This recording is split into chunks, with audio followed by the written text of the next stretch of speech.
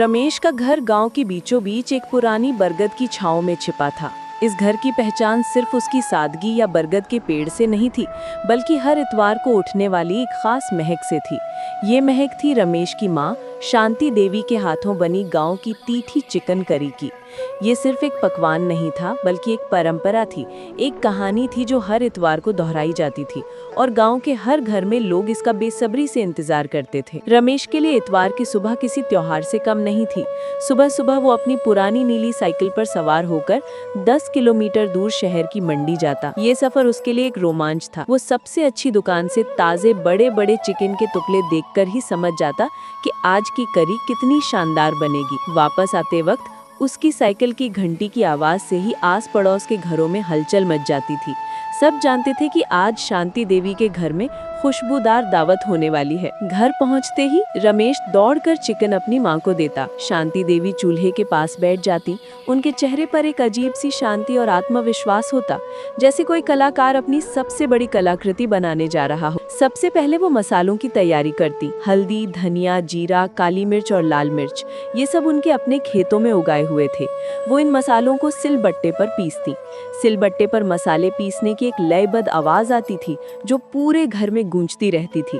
वो कहती थी, मिक्सी में स्वाद नहीं आता, सिलबट्टे पर पीसो तो मसालों की जान निकल आती है और करी में असली स्वाद घुल जाता है। अदरक और लहसुन का पेस्ट भी वो हाथों से ही बनाती।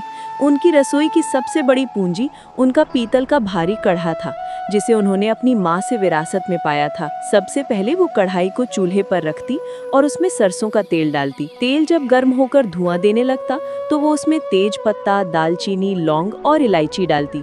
इन मसालों की खुशबू पूरे आंगन में फैल जाती और आस पड़ोस के घरों तक पहुंच जाती थी। कई बार तो पड़ोसी बच्चे खुशबू सूंघ कर ही उनके घर के पास आकर खेलने लगते थे। इसके बाद वो प्याज का बारीक कटा हुआ पेस्ट डालती। इस पेस्ट को वो तब तक भूनती जब तक उसका रंग गहरा भूरा न हो जाए। ये सबसे महत्वपूर्ण कदम था, क्योंकि यही करी को उसका गहरा रंग और मीठापन देता था।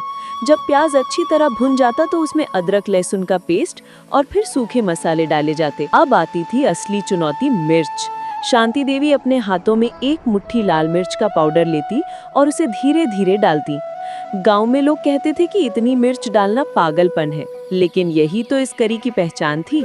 मसालों को कुछ देर भूनने के बाद उसमें चिकन के टुकड़े डाले जाते। चिकन को मसालों के साथ अच्छी तरह मिलाया जाता और फिर ढक्कन लगाकर धीमी आंच पर पकने के लिए छोड़ दिया जाता।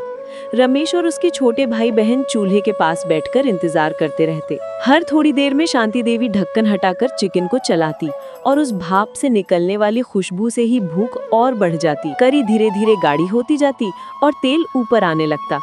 ये संकेत था कि करी लगभग तैयार है। आखिर में वो उसमें कटा हुआ हरा धनिया और थोड़ा गरम मसाला डालती।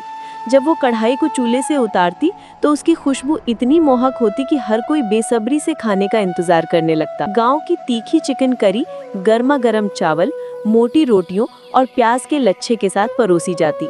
पहला निवाला खाते ही जुबान पर तीखेपन का एक ऐसा एहसास होता जो सीधे दिल तक उतर जाता। ये सिर्फ एक पकवान नहीं था, बल्कि माँ के प्यार और गांव की सादगी का स्वाद था। इस स्वाद के लिए ही गांव के लोग हर इतवार का इंतजार करते थे। ये कहानी सिर्फ एक पकवान की नहीं, बल्कि रिश्तों, प्यार और बचपन की मीठी यादों की थी, जो आज भी रमेश को याद है।